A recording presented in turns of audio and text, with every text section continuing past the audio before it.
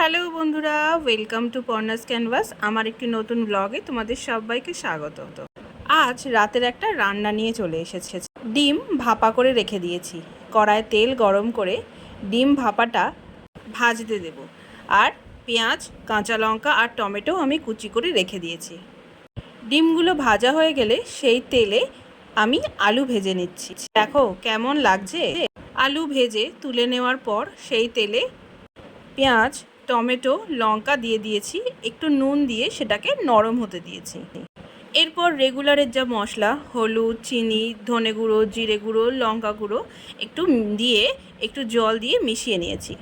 এরপর ভেজে রাখা আলুগুলো তার মধ্যে মিক্স করছি। তারপর জল দিয়ে ফুটতে দিয়েছি।